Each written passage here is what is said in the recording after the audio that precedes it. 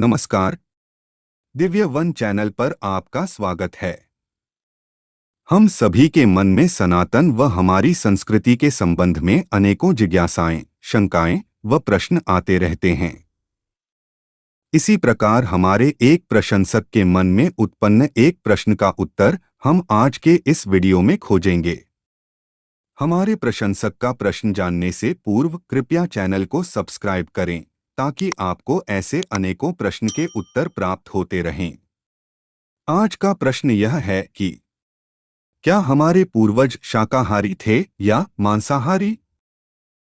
इसके जवाब में हम यह कहना चाहते हैं कि इस प्रश्न का उत्तर हम दो प्रकार से प्राप्त कर सकते हैं।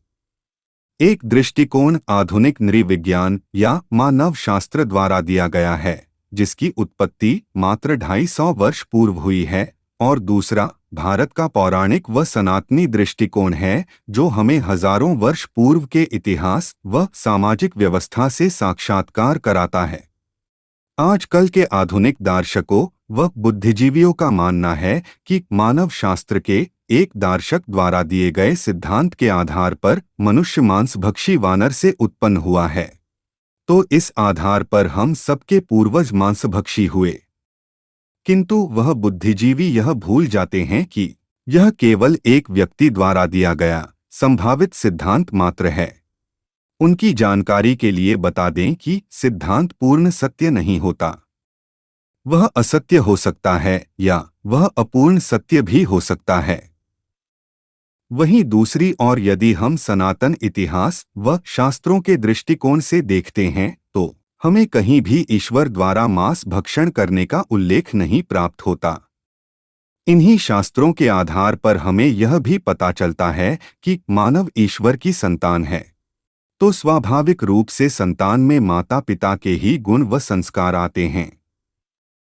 कुछ 100 साल से चली आ रही कुसंस्कृति को ही आजकल के बुद्धिजीवी इतिहास समझने की भूल कर देते हैं और यह कहते हैं कि क्योंकि कुछ वर्ष पूर्व हमें प्रमाण मिलता है कि मनुष्य मांसभक्षण करता था, इसलिए हमारे पूर्वज मांसभक्षी थे।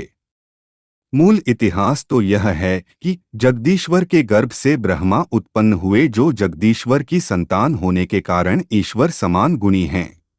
इसी प्रकार ब्रह्मा से उत्पन्न हुए सनकादिक सप्तऋषि भी शुद्ध भोजग्रही थे। उनसे उत्पन्न हुए देवगण व लोकपाल भी शाकाहारी थे। परंतु कुछ समय बाद इनमें से दिति नामक ऋषि पत्नी को एक आपराधिक कार्य द्वारा प्राप्त श्राप के कारण इस सृष्टि में राक्षसों की उत्पत्ति हुई, जो अपने पूर्वजों के संस्कारों को भुलाकर उद्दंड व्यवहार करने लगे। वह देवताओं के विपरीत अमर्यादित कार्य करते, जिसके कारण वह कभी एक दूसरे से भी सम्मिश्रित नहीं हो पाते। संगठित न होने के कारण वह कभी सामाजिक ढांचे को नहीं बना पाए, और इसी कारण से वह वनों में वन्य जीवों की भांति जीवन यापन करते थे। वन में रहने के कारण उन्हें ना तो कृषि का ज्ञान था और ना ही सामाजिक संस्कृति का। इस कारण से वह वन में पाए गए जीव जंतुओं से अपना पोषण प्राप्त करते थे। दूसरी ओर ऋषि मुनियों की संतान अपने माता पिता के संस्कारों के अनुरूप नित्य कर्म, शुद्ध भोजन एवं मर्यादित रूप से अपना जीवन जीते थे। हम सब उन्हीं ऋषि मुनियों की संतानें हैं, परंतु पूर्व में कुछ ऋषि संतान राक्षसी प्रवृत्ति से विमोहित होकर अपना संयम, मर्यादा व अपनी भोज रुचि को राक्षसों की भांति परिवर्तित करने लगे, जिसके कारण उनकी भावी पीढ़ी को भी वही संस्कार प्राप्त हुए। परंतु जो पूर्व में संयम व मर्यादित रहे, उनकी संतानें उन्हीं के समान संस्कार युक्त रही। पूर्वज कैसे भी हो, लेकिन संतान को निर्णय करना है कि उसे राक्षसी प्रवृत्ति की ओर अग्रसर होना है या देवपथ पर अग्रसर होना है।